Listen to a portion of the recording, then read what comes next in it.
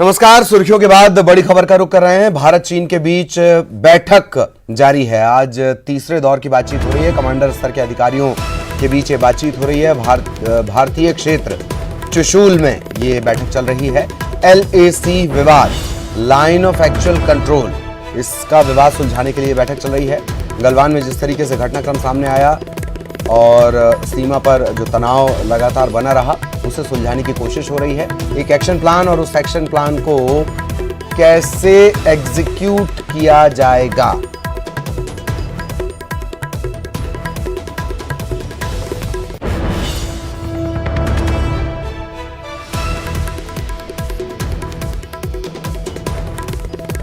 भारत और चीन के अधिकारियों के बीच ये बातचीत हो रही है। भारतीय क्षेत्र चुशूल में ये बातचीत इस वक्त चल रही है। LAC पर जो विवाद है, तनाव है, उसे कैसे कम किया जाए, कम करने के लिए एक्शन प्लान क्या होगा और उस एक्शन प्लान को एग्जीक्यूट कैसे किया जाएगा, इम्प्लीमेंट कैसे किया जाएगा, इसे लेकर ये बातचीत लगातार चल रही है। कमांडर स्तर के अधिकारी इसमें शामिल हैं और बातचीत इनके बीच हो रही है। ये तीसरे दौर की बातचीत बताई जा रही है। इससे पहले केंद्र ने 59 चीनी ऐप पर बैन लगा दिया है, प्रतिबंध लगा दिया है। तो क्या उसका असर भी इस बैठक के दौरान नजर आएगा, ये एक बड़ा सवाल।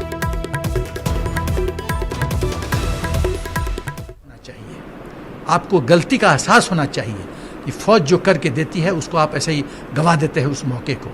इस पे बहुत दुख की बात है। आपको चिंतन करनी चाहिए कि सरकारों का क्या रुख होना चाहिए जब फौज मिलिट्री विक्ट्री देती है। तो आपकी सोच थोड़ा, कृपा करके, आप मेरे सीनियर हैं, सोच में थोड़ा सुधार लाइए।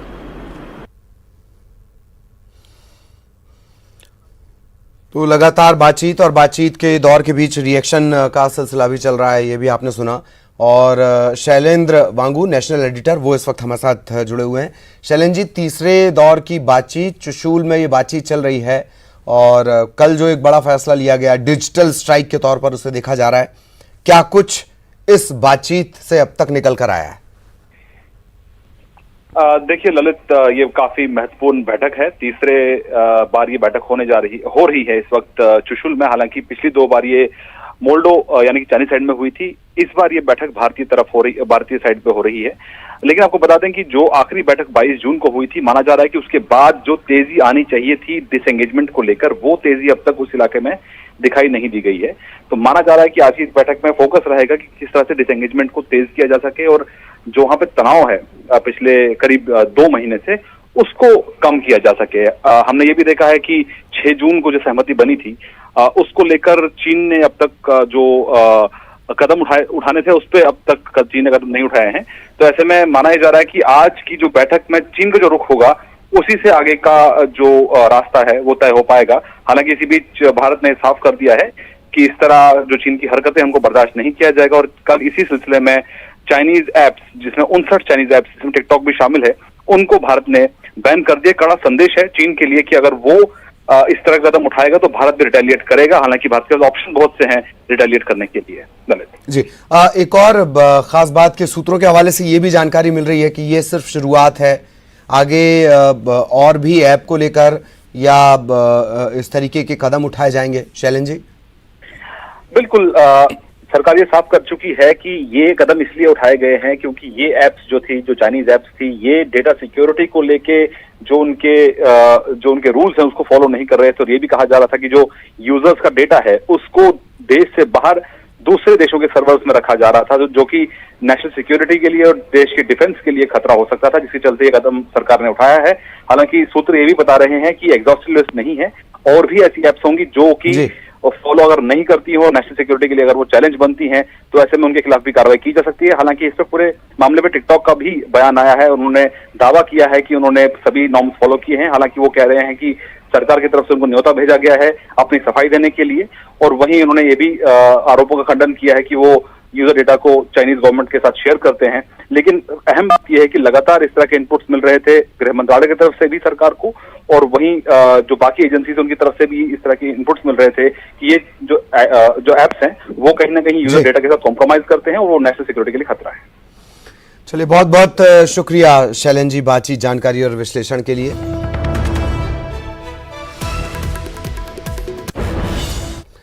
और खबर बिलासपुर से है। बिलासपुर हाईकोर्ट पहुंचा है हाथियों की मौत का मामला। कोर्ट ने सीएसईबी को अर्जेंट नोटिस जारी किया है। कोर्ट ने राज्य सरकार से 4 हफ्ते में जवाब तलब किया है। आईएफएस के रिटायर्ड अधिकारी ने ये याचिका दायर की है। याचिका में हाथियों और इंसानों को बचाने के उपाय की मांग की गई। टकराव लगातार बढ़ रहा है। हाथियों की मौत के मामले भी आपने देखे। 15 से 20 दिनों के भीतर 6 हाथियों की मौत छत्तीसगढ़ में हुई थी। बाकायदा मुख्यमंत्री ने बैठक बुलाई थी। इन सब के बावजूद अब ये मामला कोर्ट तक पहुंचा है। एक रिटायर्ड जो अधिकारी हैं, आईएफएस, रिटायर्ड आईएफएस, उन्होंने ये याचिका दायर की है और इसके बाद अदालत ने, बिलासपुर हाईकोर्ट ने राज्य सरकार से 4 सप्ताह में जवाब तलब किया है। सहयोगी पंकज गुप्ते इस वक्त हमारे साथ जुड़े हुए हैं। पंकज, पूरी जानकारी विस्तार से, और क्या कुछ कहा अदालत ने? देखिए, सबसे पहले तो आपको बताना चाहूंगा कि प्रदेश भर में हाथियों के मौत का आंकड़ा लगातार बढ़ते जा रहा है। साथ ही साथ हाथियों और इंसानों के बीच में जो जंगलों में जो झड़प हो रहा है उसमें इंसानों की भी मौत हो रही है। इसको लेकर के जो रिटायर्ड आईएफएस अधिकारी है डॉक्टर अनूप भल्ला, उन्होंने इसको काफी ज्यादा चिंतन किया और उसमें रिसर्च भी किया है। उसके बाद जाकर के हाई कोर्ट में एक जनहित याचिका दायर करते हुए हाथियों को करंट से मौत से बचाने और दोनों की इंसानों को और हाथियों के बीच में जो लगातार झड़प हो रही है उसको बचाने का भी उपाय और सुझाव राज्य शासन के देने के लिए उन्होंने याचिका प्रस्तुत की है। और राज्य शासन से मांग भी किया है कि जो लगातार हाथियों की जो मौत हो रही है, ये अधिकांश इसमें 50% जो मौत है हाथियों को करंट से मौत हो रही है। क्योंकि जो नहर होता है, पानी पीने जब हाथी जाते हैं तो नंगी तारे हैं, जो गांव वाले लोग अधिकांश हुकिंग करके बिजली का इस्तेमाल करते हैं अपने घरों के लिए, वो लटकते रहता है। इसमें हाथी उसके चपेट में आ जाते हैं और उनकी मौत हो जाती है। ये सारे मामले को लेके चीफ जस्टिस के डिवीजन बेंच में आज सुनवाई हुई है। चीफ जस्टिस ने भी इस मामले को काफी ज्यादा गंभीरता से देखते हुए सबसे पहले सीएसईबी को नोटिस जारी किया है, अर्जेंट नोटिस जारी किया है, उनसे जवाब मांगा है। साथ ही साथ राज्य शासन को भी नोटिस जारी करते हुए 4 सप्ताह में जवाब तलब किया है। जी रवि। चलिए, बहुत बहुत शुक्रिया पंकज इस तमाम जानकारी के लिए। सहयोगी पंकज हमारे साथ जुड़े हुए थे। बिलासपुर हाईकोर्ट अब हाथियों की मौत का मामला पहुंच चुका है।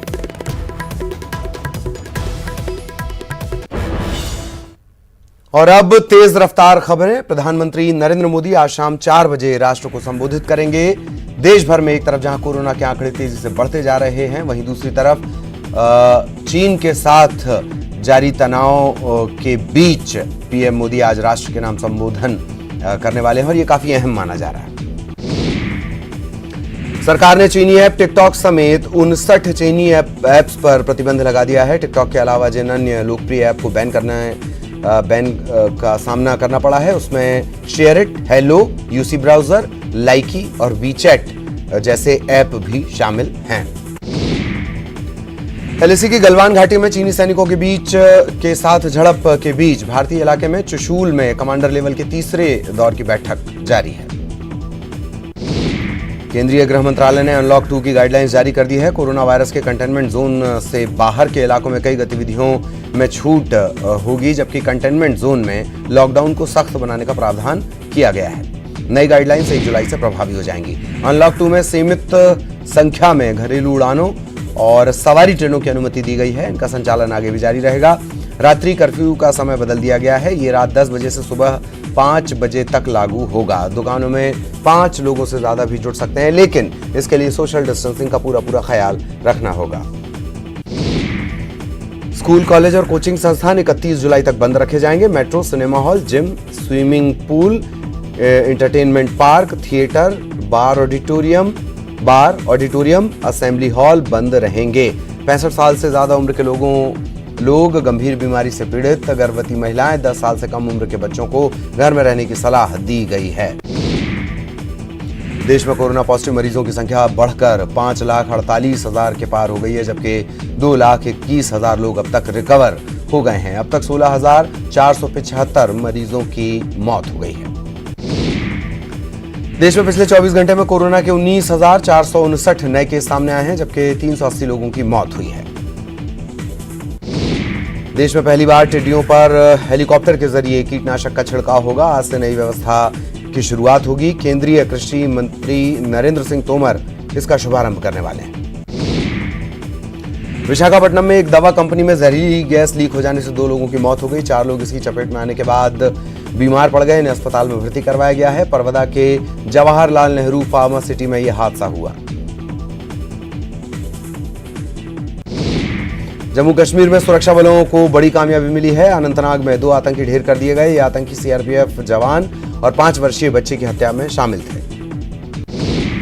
मंत्रिमंडल विस्तार से पहले पूर्व नेता प्रतिपक्ष गोपाल भार्गव ने न्यूज 18 से बातचीत में कहा कि पार्टी को पूरा जीवन देने वालों का सम्मान करना चाहिए, पार्टी में उनका सम्मान होना चाहिए। नेताओं के जनाधार और अनुभव का लाभ पार्टी को लेना चाहिए। इसके साथ ही उन्होंने ये चेताया कि अनुभव का लाभ न लेने से कांग्रेस का ये हाल हुआ है।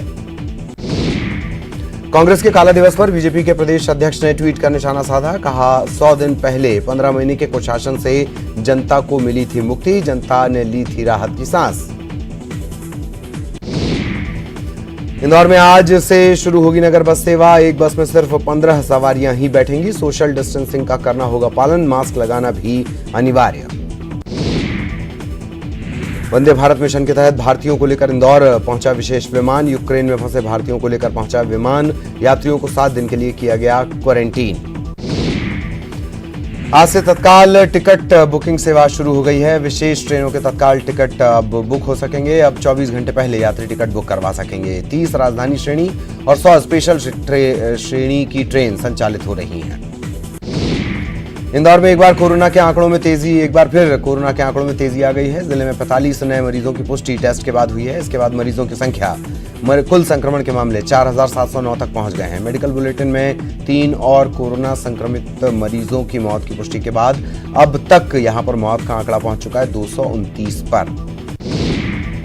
गुना के श्रीराम कॉलोनी में शादी समारोह में खाना खाने के बाद 71 लोग फूड पॉइजनिंग के शिकार हो गए। जिला प्रशासन की गाइडलाइन के मुताबिक शादी समारोह में 50 से ज्यादा लोग शामिल नहीं हो सकते, लेकिन इस शादी में 300 से ज्यादा लोग शामिल हुए थे।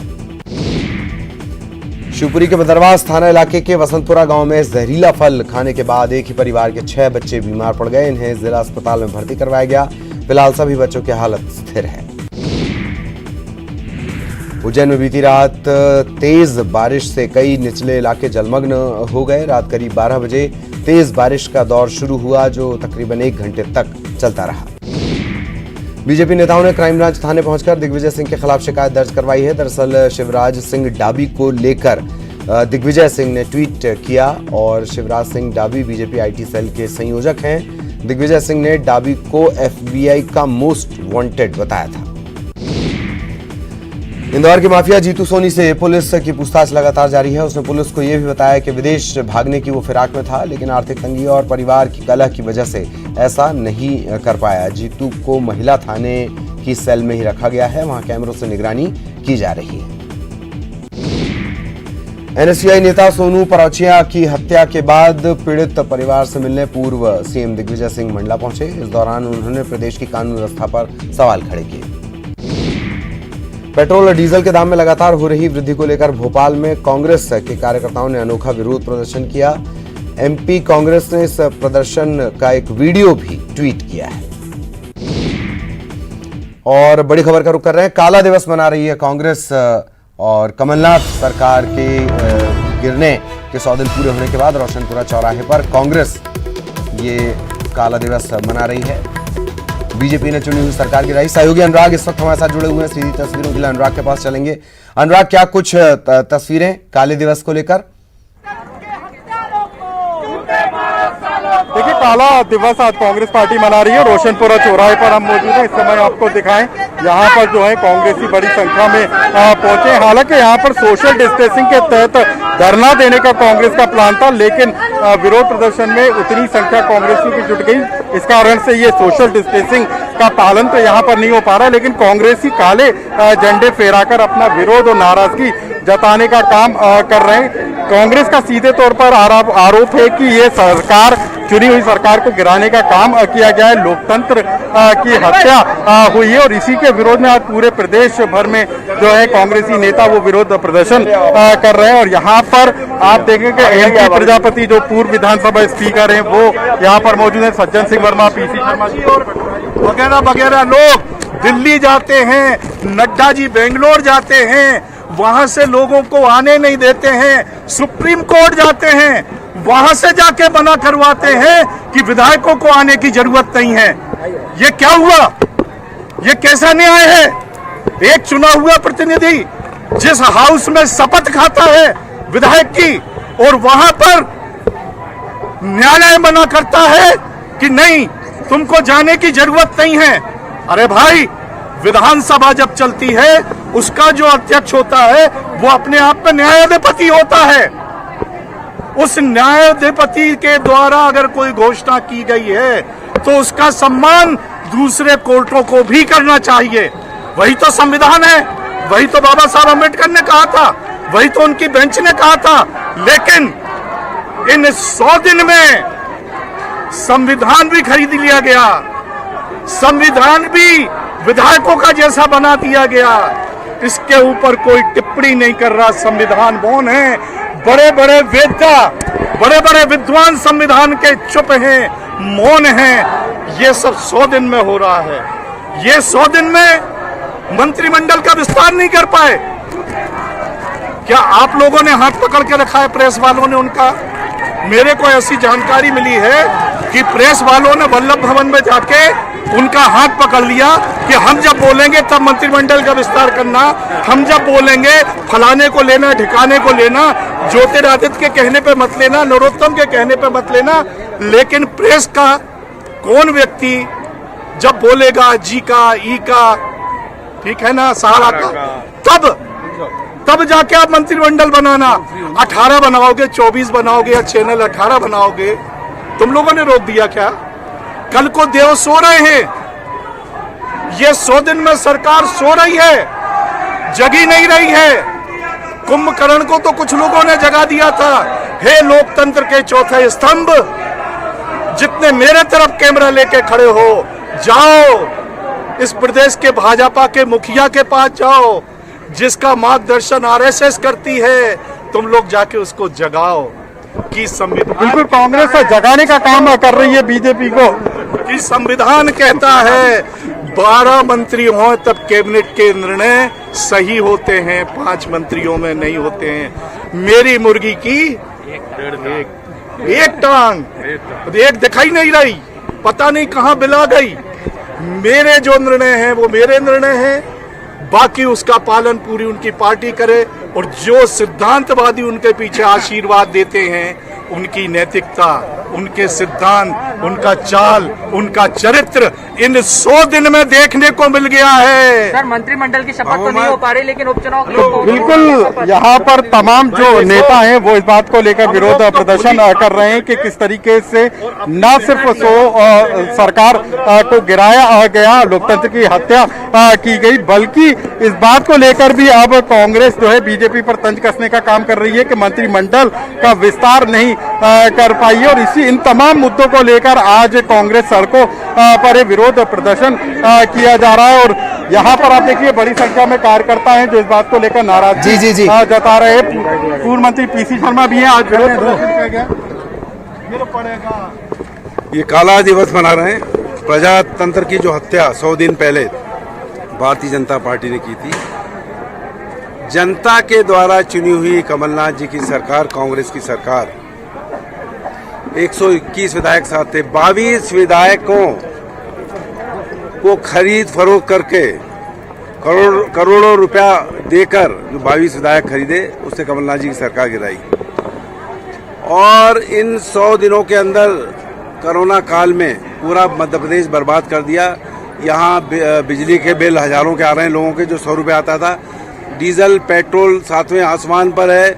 युवा बेरोजगार हो गया है, ऑटो रिक्शा दुकानदार सब बेरोजगार हो गए। इसके लिए भारतीय जनता पार्टी जिम्मेदार है, जिन्होंने प्रजातंत्र की हत्या की है। इसलिए ये काला दिवस है और पुतला भी जलाएंगे। बिल्कुल, तो कांग्रेस का ये काला दिवस है और इस बात को लेकर नाराजगी है कि चुनी हुई सरकार जो थी वैसे- उसको गिराने जी। का काम हुआ है। हालांकि 22 विधायकों ने जो इस्तीफा जी, जी, जी। दिया था, उसी के बाद इस तरीके के हालात बने थे कि प्रदेश में कांग्रेस की सरकार चलेगी। जी, वैसे अनुराग ये भी दिलचस्प लगा होगा आज आपको, कम से कम विपक्ष जैसे तेवर तो नजर आए। बहुत बहुत शुक्रिया आपका, और आपके साथ जो बड़े नेता जुड़े उनका भी बहुत बहुत धन्यवाद। यहाँ एक ब्रेक के लिए रुक रहे हैं।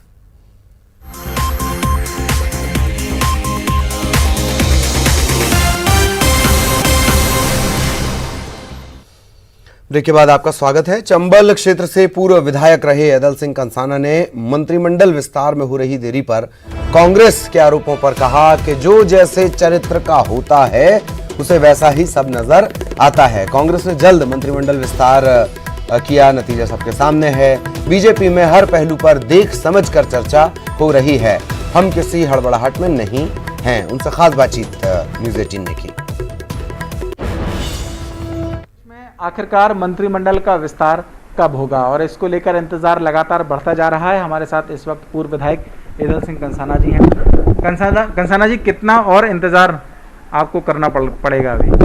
माननीय मुख्यमंत्री जी से पूछो, ये तो वही जाने कितना इंतजार करना पड़ेगा। आपसे बातचीत किसी तरीके की? नहीं, मेरे से इस प्रकार कोई बात नहीं, कोई बात नहीं। लगता है कि होना चाहिए, क्योंकि काफ़ी वक्त हो गया है। अब तो मुख्यमंत्री की शपथ हो गई, 5 मंत्रियों की शपथ हो गई, बाकी जो नाम है वो 3 महीने से भी ज़्यादा का लगभग वक्त होने जा रहा है। आपको लगता है कि हो जाना चाहिए? नहीं, हो जाएगा, कोई जल्दबाजी क्या है इसमें।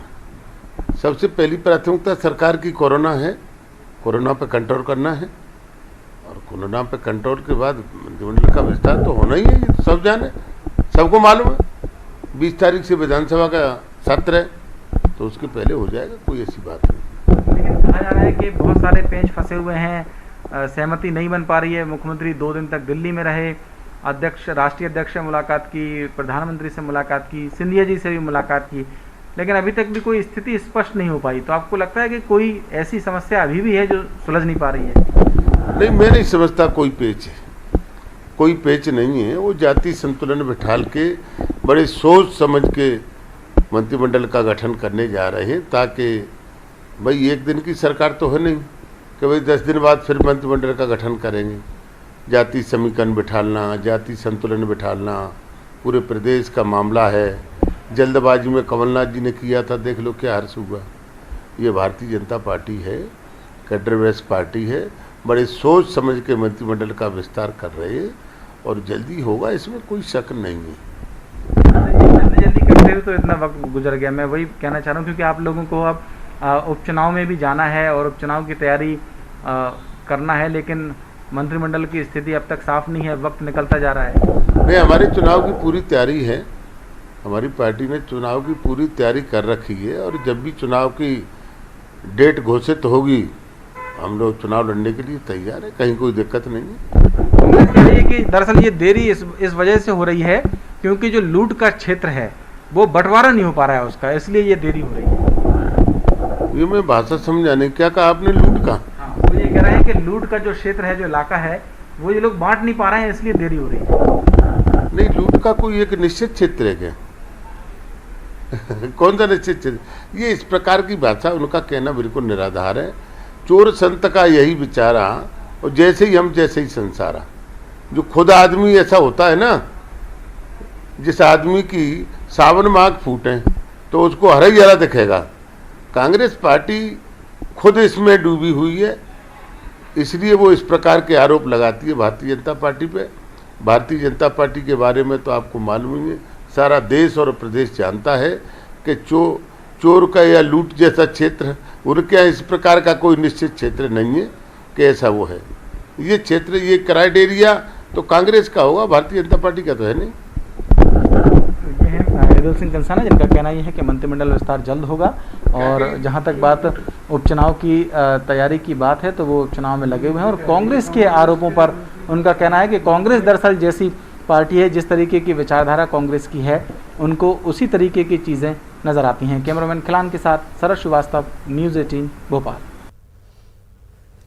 और इसी के साथ इस बुलेटिन में इतना ही। नमस्कार।